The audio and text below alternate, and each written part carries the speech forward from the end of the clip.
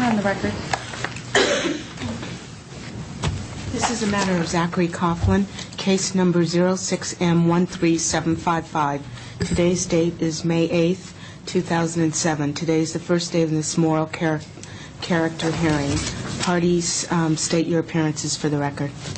Good morning, Your Honor. Susan Kagan appearing on behalf of the State Bar and the Committee of Bar Examiners.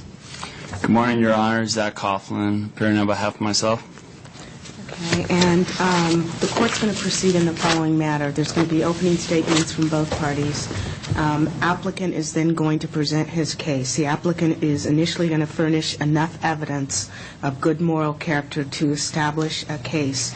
In this case, the applicant is going to have to furnish enough evidence that he has good moral character, which would include evidence that he has addressed any alcohol abuse issues.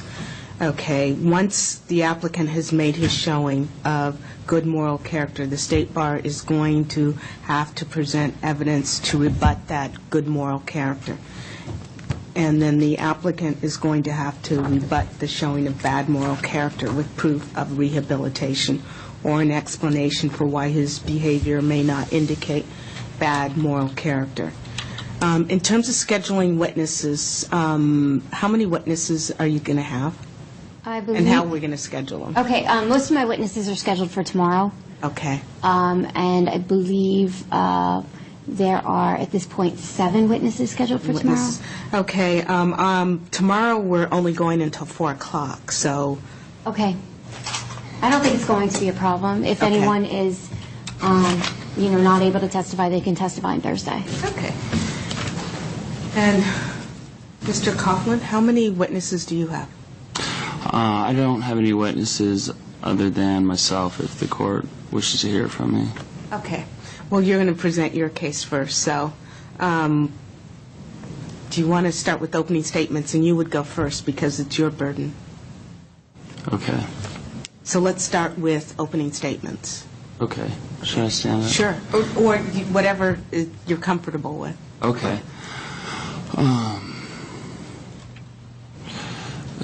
Good afternoon, Your Honor. I apologize again for being late. I think I should start off by addressing what probably appears to you as a paucity or a lack of witnesses and things of that nature.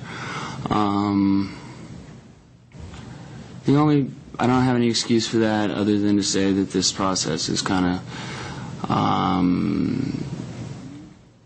I've gone about as far as I can go with this process.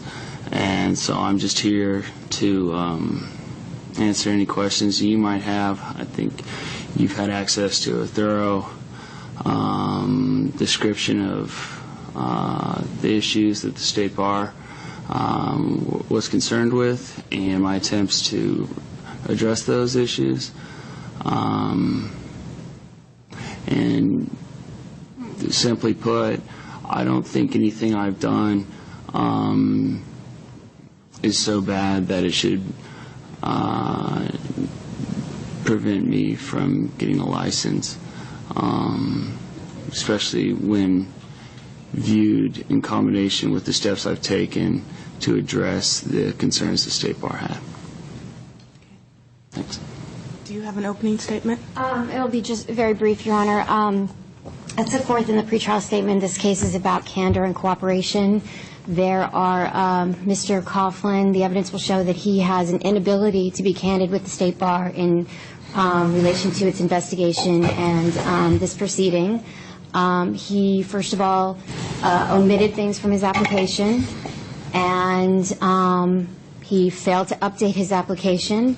When he did provide updates to his application, there were many misrepresentations made in those updates. And he has essentially failed to cooperate with this proceeding. And that's evidenced by his deposition testimony as well as his dealings with this court and the State Bar. And based on that, the State Bar submits that Mr. Coughlin will be unable to prove that he has a requisite good character for admission. Okay, Mr. Coughlin, what you should do now is present your evidence of good moral character. And because you're representing yourself, you'll have to get on the stand and present your evidence of good moral character in a narrative form. Okay. Okay, so you're going to have to be sworn. Should I go? Sure, yes. Can I bring my notes Sure. with me?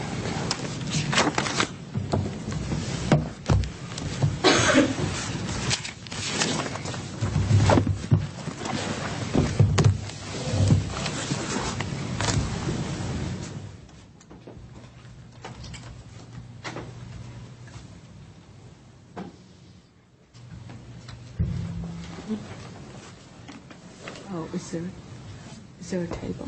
Okay. No, I know. Yeah, okay. Oh, Mr. Coughlin, would you please stand and raise your right hand? Do you solemnly state under penalty of perjury that the evidence that you shall give in this matter shall be the truth, the whole truth, and nothing but the truth? I do. Please be seated and state and spell your first and last name for the record. My name's Zach Coughlin, Zachary Coughlin, Z-A-C-H-A-R-Y, and Coughlin, C-O-U-G-H-L-I-N. Thank you. Okay, you may proceed. Good afternoon, Your Honor. To present in a narrative form why I think I should be given a license, I would start off by pointing to the issues that the State Bar has highlighted.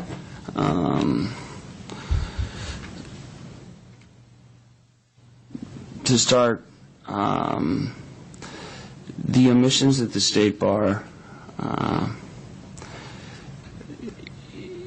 is pointing to are of the type that have been past case law in this state in licensing and moral character applications been viewed as so minor as to not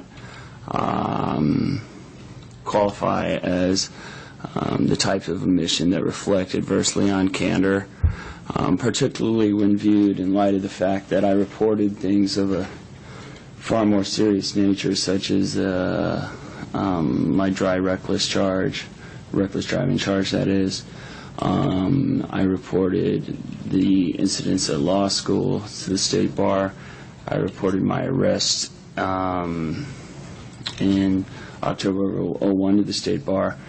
And from the State Bar's pretrial statement, some of the omissions in which they're taking issue with are things like, I'm quoting here, Mr. Coughlin said he was a patent attorney. He's an attorney who's also listed as a patent agent. It's unclear whether he's a patent attorney. Things of this sort, which are really overly technical, and I'm not even sure that's an omission if you look at the record thoroughly.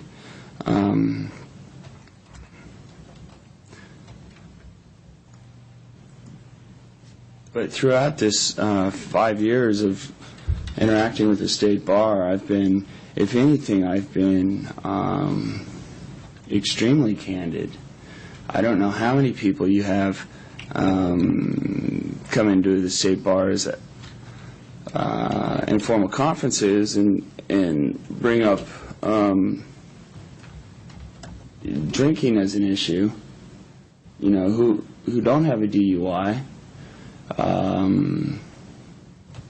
and who have never been convicted of any crime other than reckless driving, a dry reckless driving charge in January of 2003, and perhaps some minor speeding tickets along the way.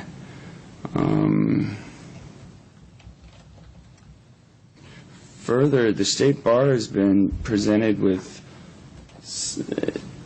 in my estimate, somewhere in the range of over 600 signatures from recovery-based meetings. So if the issue is,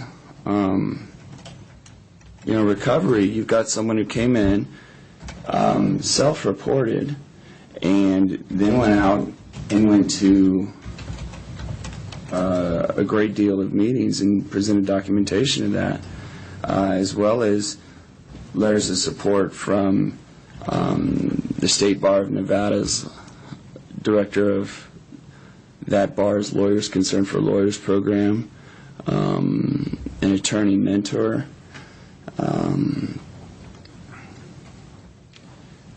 and several other attorney letter of recommendations testifying to my character specifically.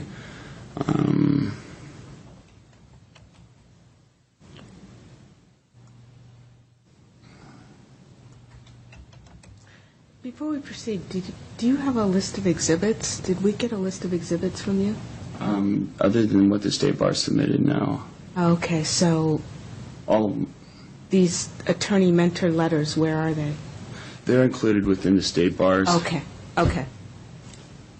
Pretty much everything I would have submitted as an exhibit has been covered by the State So Bar's. you don't have any exhibits? No, Okay. other than what I would be able to use out of the State Bar's. Okay.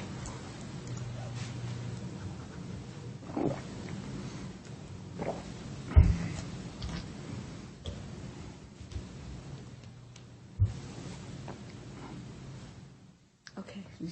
I mean, what I need is evidence of good moral character. Okay? I see, Your Honor.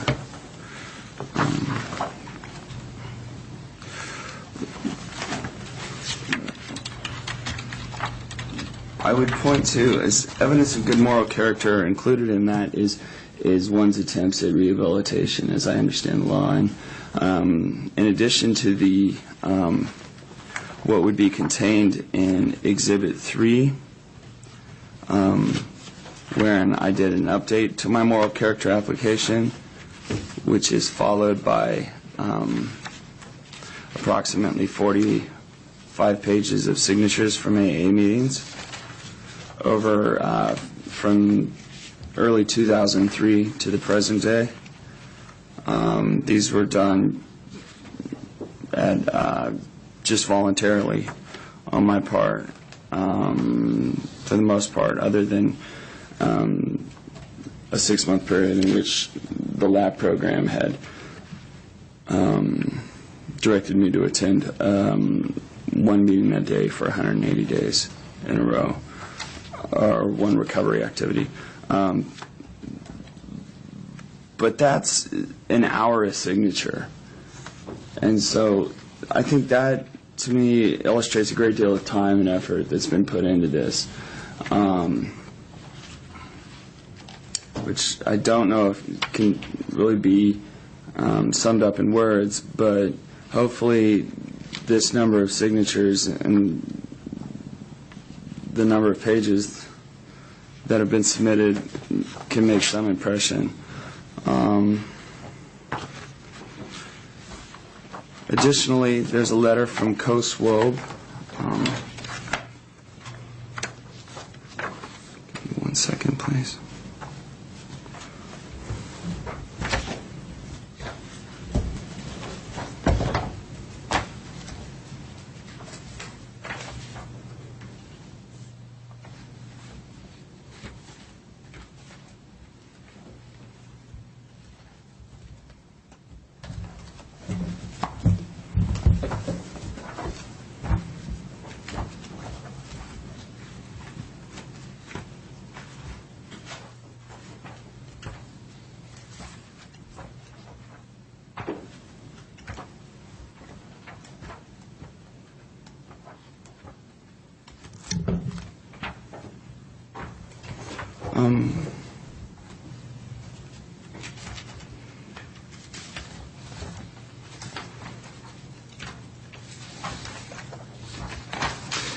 Exhibit 40 contains letters of reference from a number of attorneys, in addition to Mr. Swobe.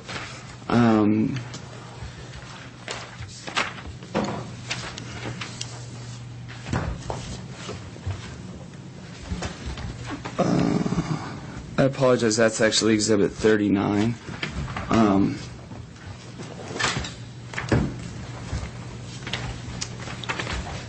Your Honor, I'm sorry. I'm going to object to any reference to letters of recommendation in this matter on the basis that the State Bar never agreed to have character witnesses by declaration or by letter.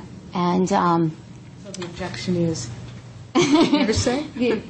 exactly. Okay, sustained.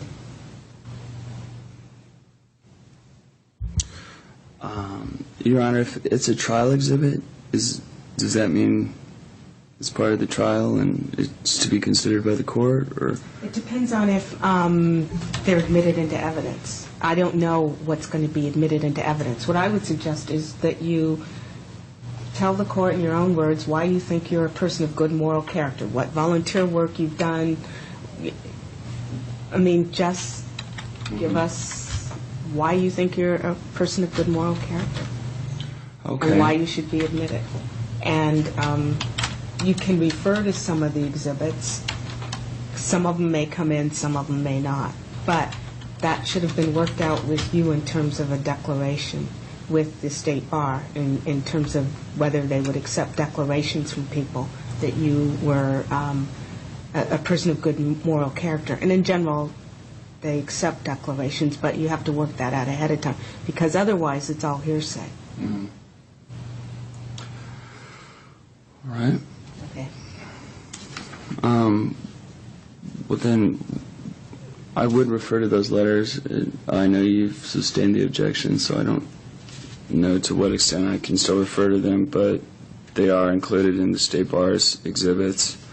There's a letter from a Reno District Court Judge, John Cadlick, in there. There's letters from attorneys that I've worked for, the Johnson Hannon firm, the Morris Sheeta firm. I'm going to object to this The on the problem basis is, of relevance. it is hearsay, and what you need to, I mean, the problem is these people, there should have been declarations, or they should come in here and testify. Okay.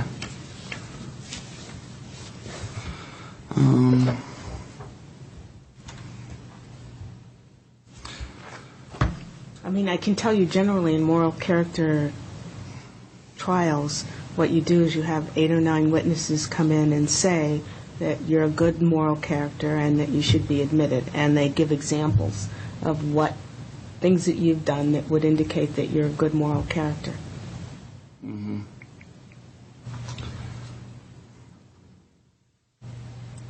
And you can do it, I mean, if you don't have other witnesses, of course you can do it yourself, as you can start testifying to why you believe you are of good moral character. Okay. Well, I think I'm a good moral character because I've graduated from schools. I've graduated from college, graduated from law school.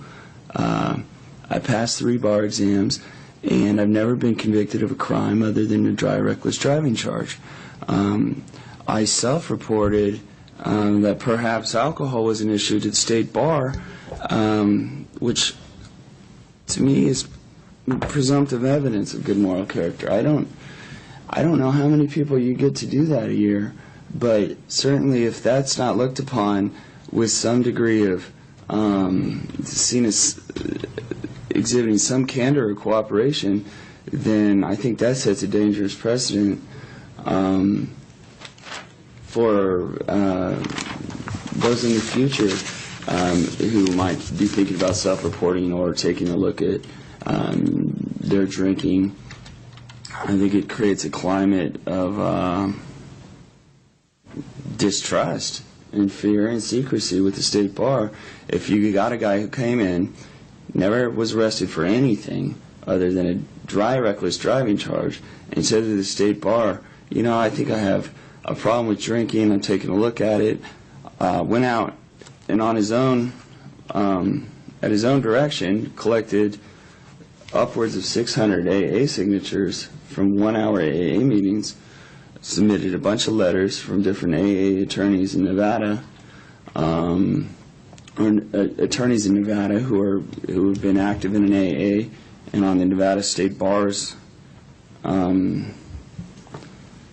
substance abuse chapter for years and years, and letters from district court judges. Objection, hearsay. I'm going to overrule the objection because he hasn't really gone into details about what they've said.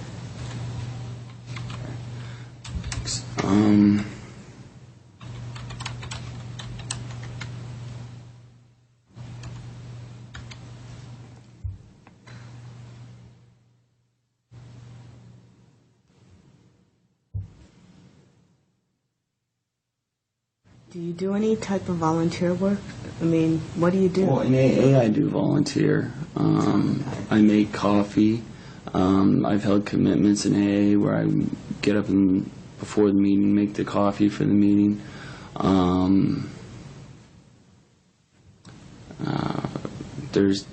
I have people in my life who have started going. I've taken them to AA meetings, and they've started getting sober because in some way I think I helped that to some extent by taking them to a meeting.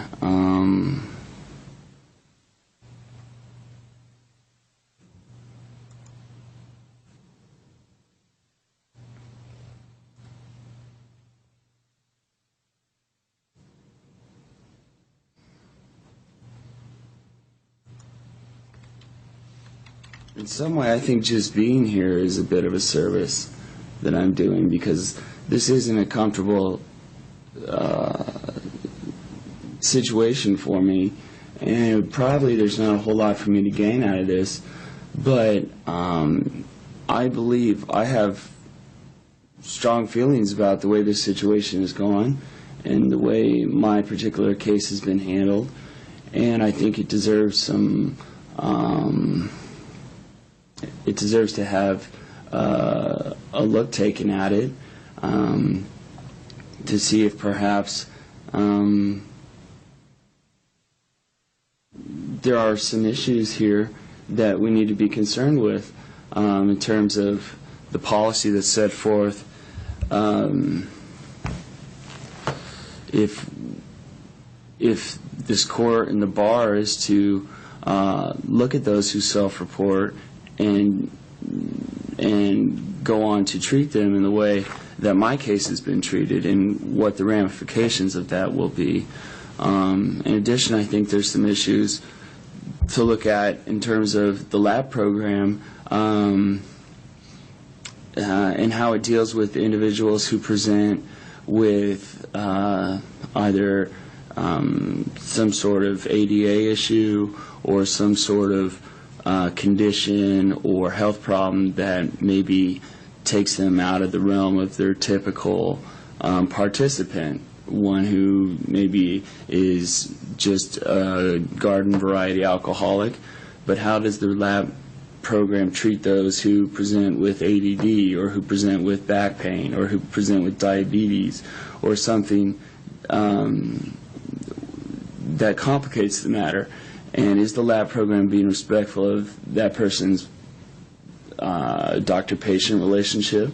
Is it trying to commandeer that relationship? And does the lab program and the state bar discriminate against individuals who maybe have had to take certain medications that the lab program would rather them not be taking? I think what you should do is address the issues of the honesty, fairness, trustworthiness. Those are issues that this court's concerned with. Okay. And present through your own testimony evidence that you're trustworthy, that there's honesty, candor, those issues. Okay. Well, to go back to something like in high school, I was an all-state basketball player 3 times, and I was a captain of the team and things like that, and never missed a practice, and developed a good relationship with a group of people in that way, and I think was someone who was doing something to be productive with their life. From there, I went on to college and then law school, and basically was just a student, you know. And,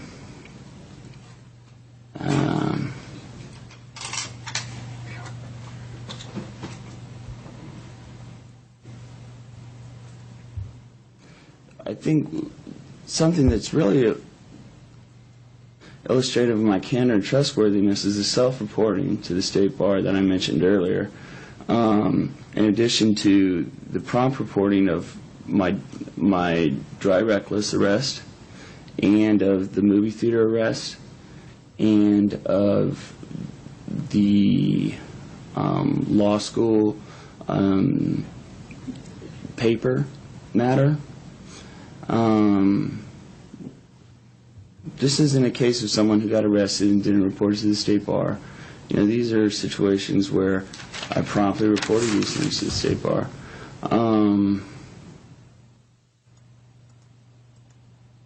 And just the determination to face the adversity of, you know, graduating from law school and passing bar exams and then not being licensed, and going from the time I passed, you know, the Nevada bar to actually getting licensed was well over 3.5 years, you know.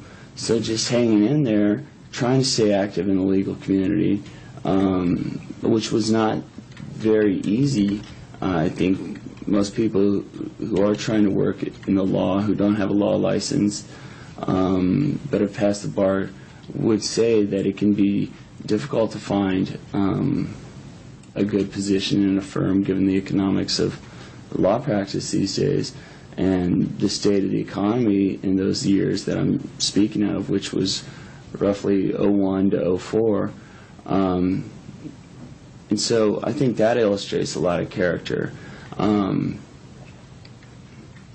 that I stayed persistent. I stuck with it. I had to do something to get the Nevada bar to license me, because from my experience, they don't take that lightly at all. And, you know, it took a lot, I think, to convince the powers that be in Nevada that I should get a law license. And I think that's something that perhaps this state, this court, this bar could consider, you know, and give some weight to, especially considering that I was in Nevada for this last,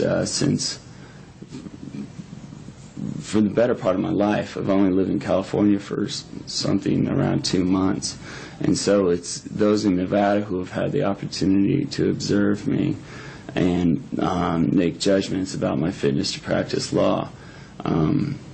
Okay, so for the record, what you need to do is establish, because it's not on the record, that you're a Nevada lawyer, that you have proven to the state of Nevada that you have good character by definition, that you're, I mean, you have to present evidence, because I'm not hearing it now. I mean, I can presume you're a Nevada lawyer because I have all the papers, but it's not in the record. You've got to do that. Okay. Well, can I state under oath that I am a Nevada lawyer? Of course. That's what you're there for. Okay. What you're here for. Okay. I mean, what you have to do is prove that you have good moral character. And you have to give us proof. So you have to set it up so that it's in evidence. Okay. Well, I'm a Nevada lawyer. I'm also, I have passed the patent bar exam, the U.S. Patent Trademark Office's bar exam, and been licensed with that office. Was there a moral character component to getting the license for Nevada? Was there a moral character component in getting a license to be a patent attorney? These are the things we need to hear. Yes, there were. Okay, so yes, there was in both go cases. ahead. There was a thorough process in both the patent bars, licensing application, and moral character application in the Nevada bars. I was given the license as a patent agent prior to becoming an attorney, in 2003, March of 2003, May of 2003, and I was subsequently given a Nevada license to practice law in March of 2005. From March of 2003 on, I've been active in the Nevada Bar's Lawyers Concerned for Lawyers program, which is a program affiliated with the State Bar of Nevada that is somewhat analogous to the LAP or the other bar programs that are in California. That's included meeting once a week with a group of attorneys for an hour-long meeting, and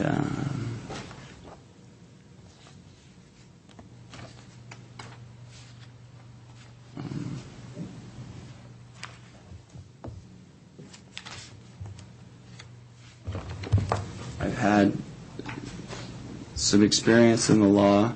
I worked in a litigation firm, and I worked in a medical malpractice firm, and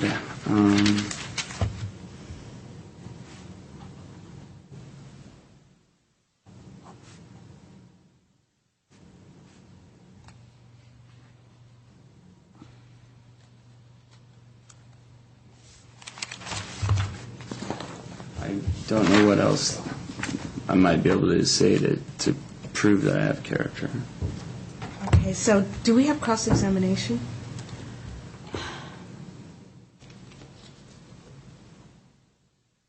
I don't believe so, Your Honor. Okay, so at this point, I'm going to make a ruling that you've made a prima facie case that you have good moral character.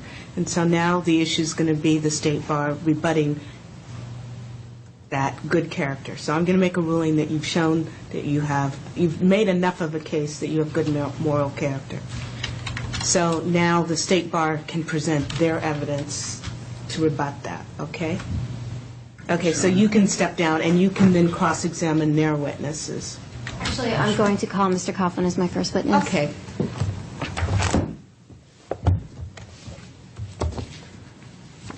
Okay,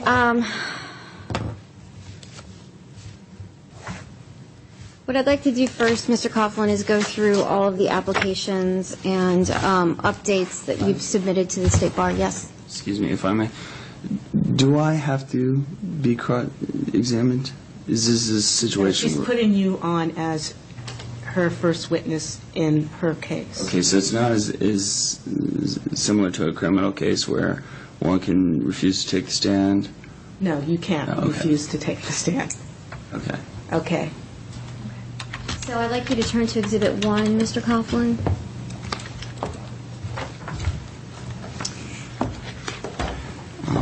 I'm sorry, but would it be possible to use the restroom? Sure. Okay. So why don't we take a 5-minute break so you can use the restroom. Great, thank you.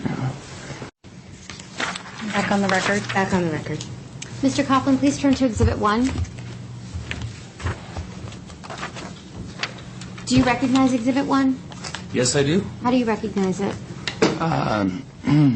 My original application, moral character applications to State Bar of California. This is something that you filed with the State Bar? Yes.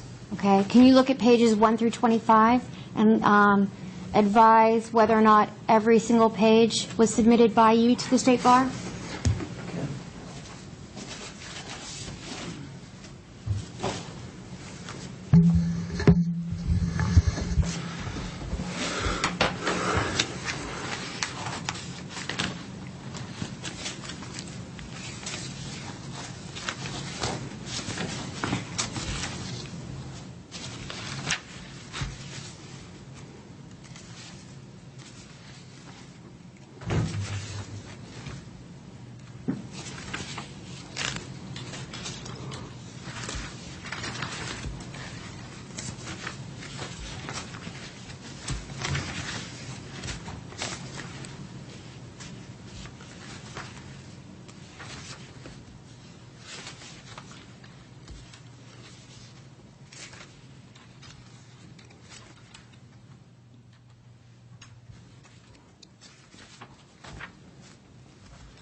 I believe so. Yes. Your Honor, I would request to move Exhibit 1 into evidence. Is there any objection? No, Your Honor. Exhibit 1 is moved into evidence. Let's move on to Exhibit 2, Mr. Coughlin. Do you recognize Exhibit 2?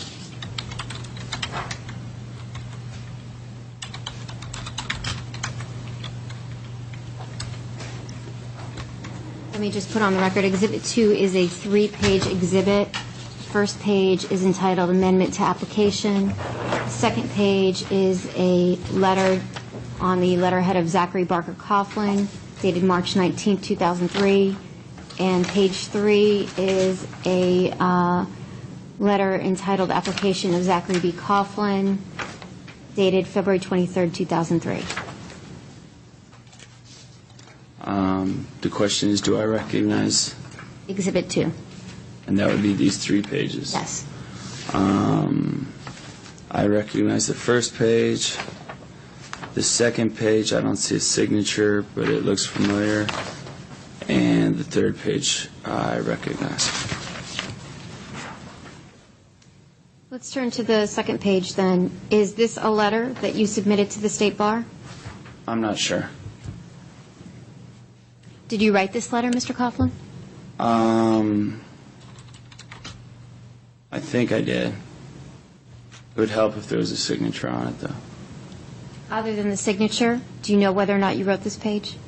I'm not sure. My guess would be that I did, though.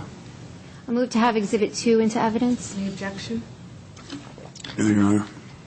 Exhibit 2 is admitted into evidence.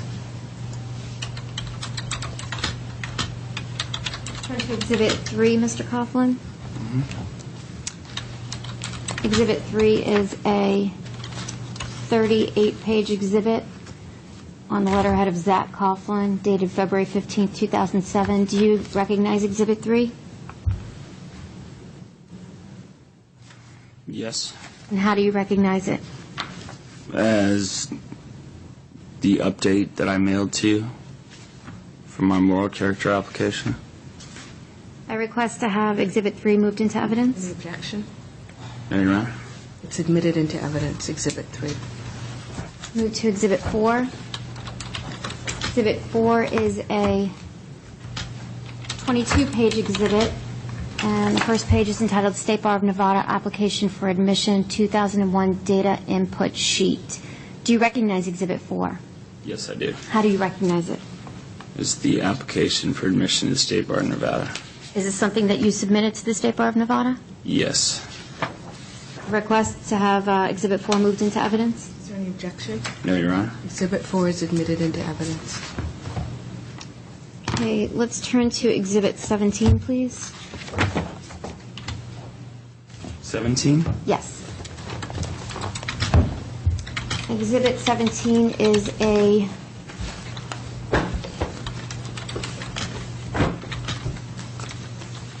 5-page exhibit.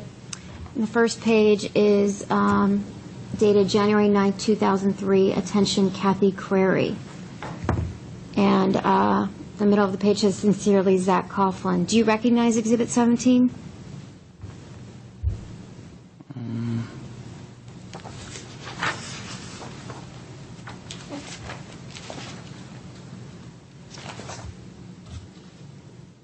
Yes, I do. How do you recognize it? A letter to Ms. Crary from myself. I request to have Exhibit 17 moved into evidence. Is there any objection? No, Your Honor. Exhibit 17 is admitted into evidence. Let's turn to Exhibit 19, please. Exhibit 19 is a 2-page exhibit, and the first page is entitled Application of Zachary B. Coughlin, and it's dated February 23, 2003. Do you recognize Exhibit 19? Yes, I do. How do you recognize it? It's a letter from myself to Ms. Crary. I request to have Exhibit 19 moved into Is evidence. there any objection? No, Your Honor. Exhibit 19 is admitted into evidence. Okay, Mr. Coughlin, I'd like you now to turn to Exhibit 20. Exhibit 20 is a 1-page exhibit, and it is dated March 5th, 2003, and to Zachary B. Coughlin from Kathy Crary. Do you recognize Exhibit 20? Yes, I do. How do you recognize it? It's, as you say, a letter from Miss Curry to myself. Did you receive this letter?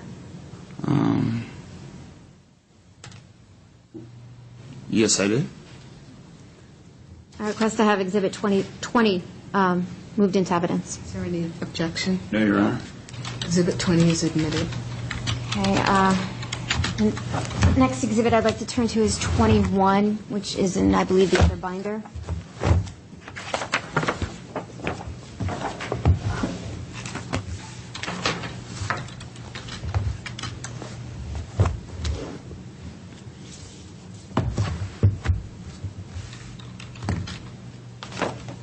Exhibit 21 is a 15-page exhibit, and the first page is entitled Amendment to Application, and dated March 19, 2003. Do you recognize Exhibit 21?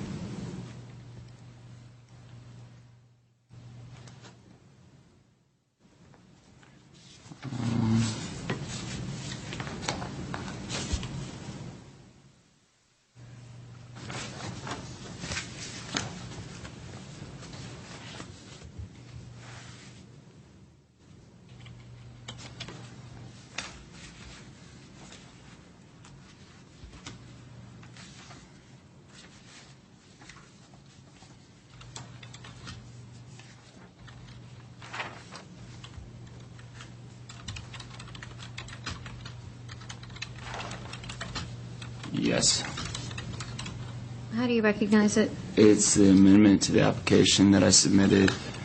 I don't see a signature on the second page, but I do recognize the police report. And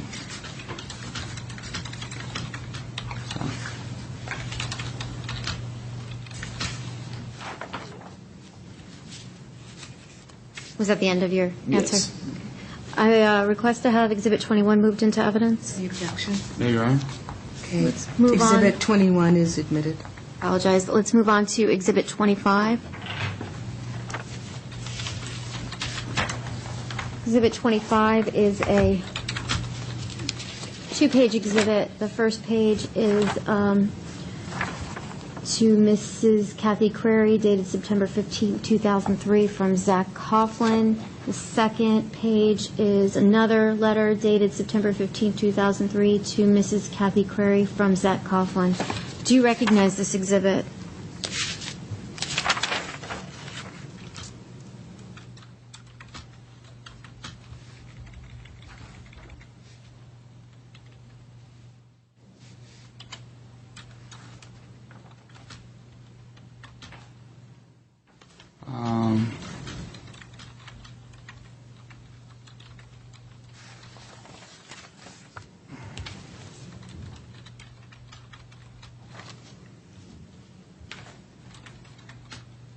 I don't know.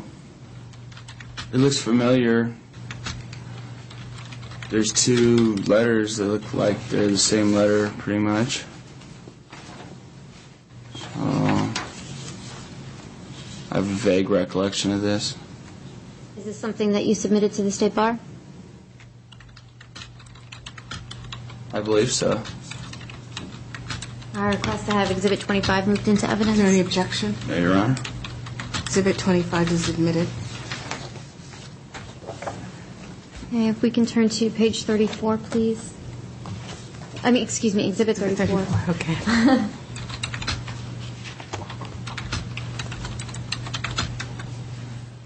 Excuse me, let me correct that. Can we turn to Exhibit 32 first?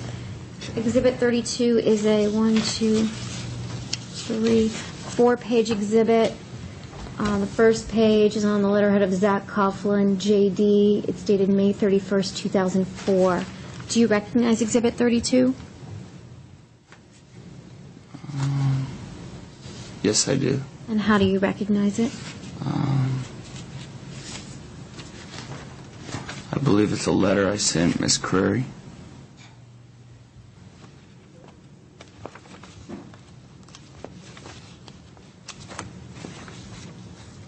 A request to have Exhibit 32 moved into evidence. Is there any objection? No, Your Honor. Exhibit 32 is admitted into evidence. Okay, now please turn to Exhibit 34. Oh, strike that.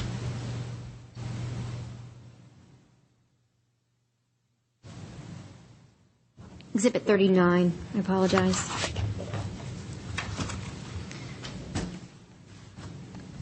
Of Exhibit 39, please turn to page 29 of that exhibit.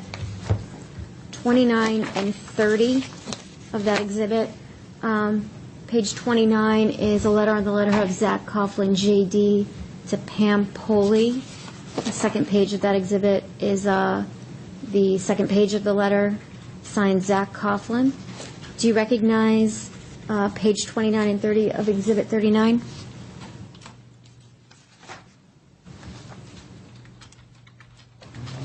Yes.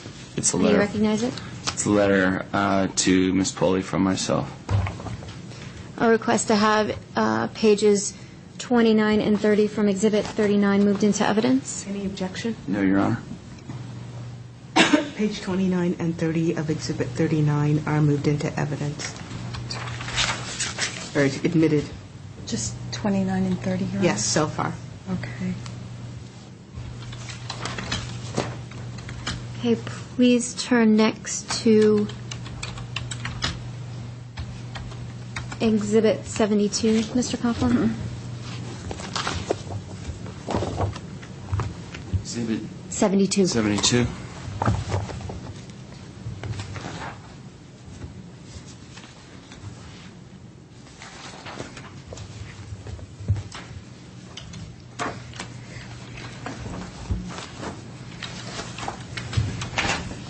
Specifically, please turn to pages 33 through 57 of that exhibit.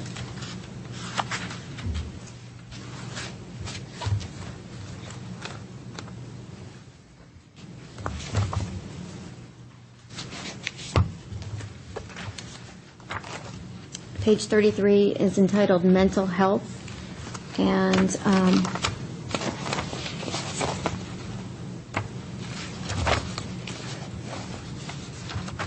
this is a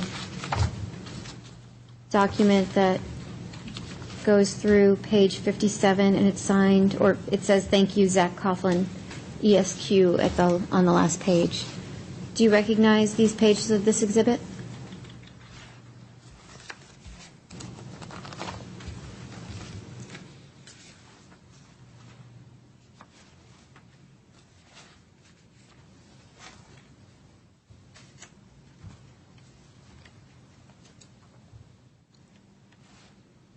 Yes.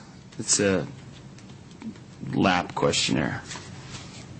Is this a questionnaire that you filled out and provided to LAP? Yes. I request to have pages 33 through 57 of Exhibit 72 moved into evidence. 33 through 57 of Exhibit 72 Yes. moved into evidence. Is there any objection? No, Your Honor. 72, pages 33 to 57 are admitted.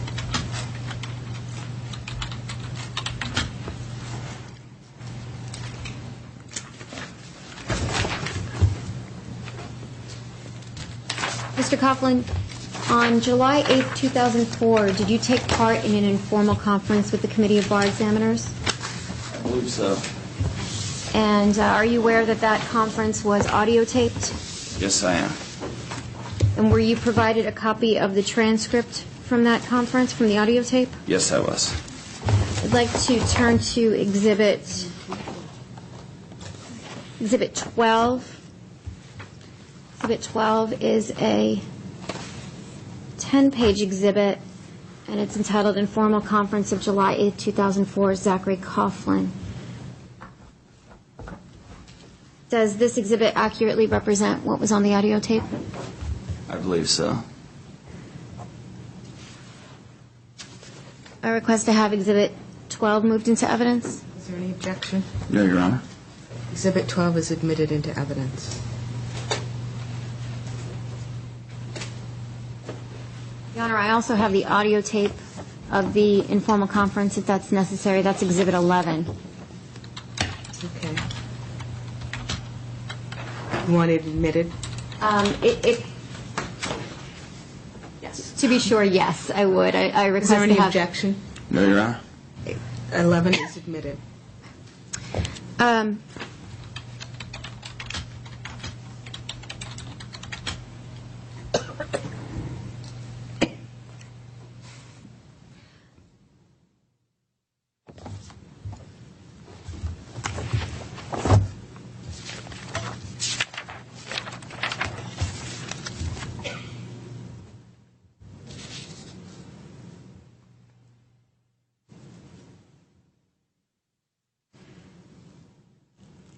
I'd like to turn to Exhibit 5. Exhibit 5 is a 25-page exhibit, and the first page, it's an email from Zacharias Coughlin to mtratos at corkandtratos.com. Do you recognize Exhibit 5? Yes, I do. How do you recognize it?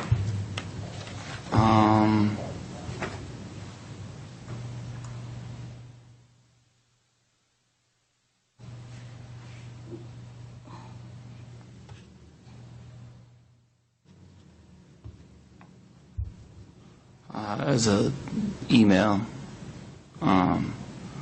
from myself to Professor Tratos, followed by what appears to be a handwritten response from Professor Tratos to myself. So I'd like you to look at the entire exhibit, pages 1 through 25, and advise whether or not these are emails between yourself and Professor Tratos.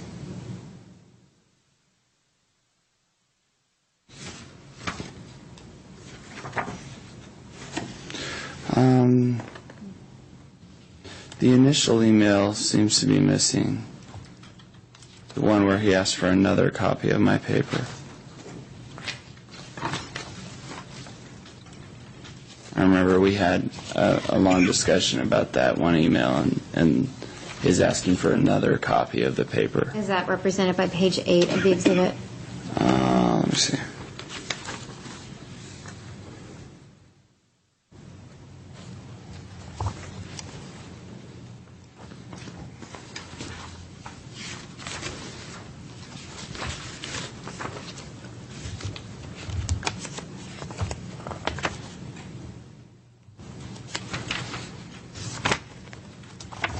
Yes.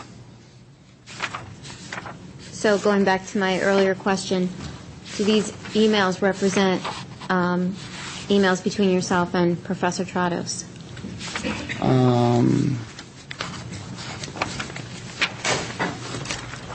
Well, they appear to be presented in some kind of chronological order. However, say page 8 should be first. Okay, but other than the chronological order, can you answer the question?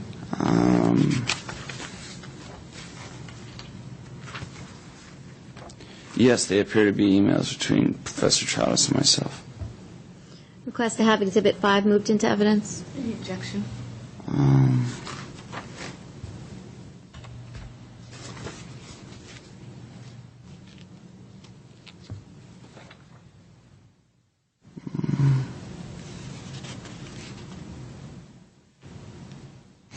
I'd object to the extent that this stems from a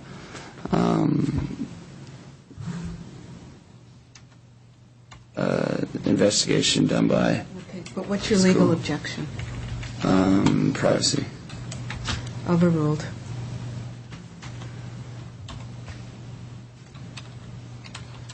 Exhibit 5 is admitted into evidence. Please turn to Exhibit 6, Mr. Coughlin. Exhibit 6 is a one-page exhibit. It's dated April 7th, 2006, to Zachary B. Coughlin from Janice R. Tebalt. Do you recognize Exhibit 6?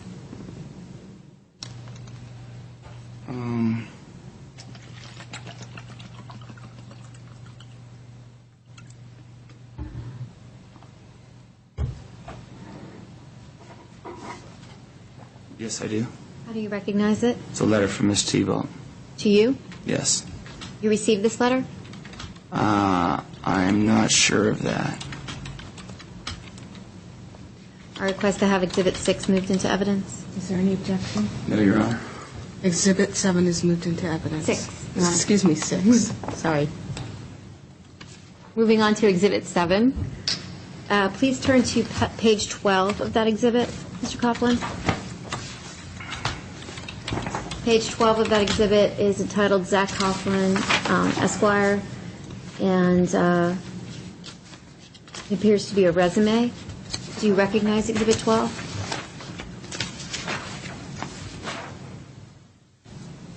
That's page 12? I'm sorry, Exhibit 7, page 12.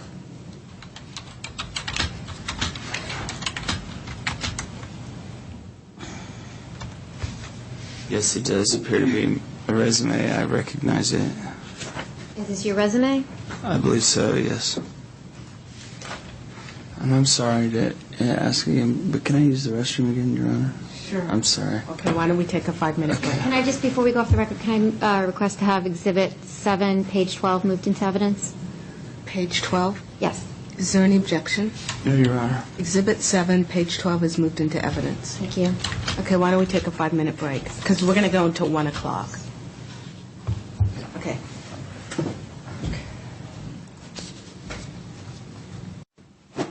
Back on the record. Okay, back on the record.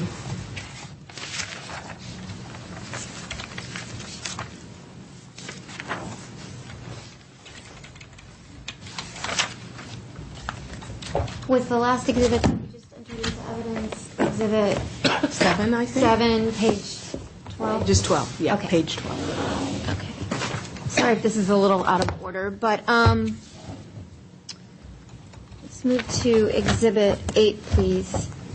Exhibit 8 is a... There was no way we could have had stipulations? We tried to work on them, Your Okay. Honor. However, I mean, if he's willing to stipulate now to all of the exhibits, I have 74 exhibits.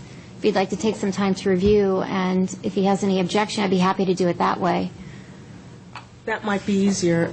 Are you willing to do that? Go over the exhibits and just give me a list of the ones you have objections to, or? I don't want to put any pressure on you. If you don't feel like at this point you can, why don't we just proceed? And because I realize it's a lot for you to have to look at, so why don't we just proceed? Go through one by one? Sure. Okay. Back to Exhibit 8. Exhibit 8 is a 5-page exhibit. It's on the letterhead of Thingvold Lynn, and it's from Rob Walton to Lynn Thingvold, subject Zach Coughlin. Do you recognize Exhibit 8?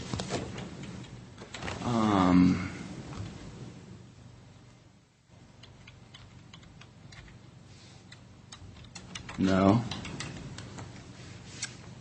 Do you recognize the emails from rob.walton@unishippers.com to and from zanvbar2@hotmail.com? So the first email we're not talking about, the one to Ms. Thingfold, No, I'm talking about the other emails. they look familiar. And how do they look familiar?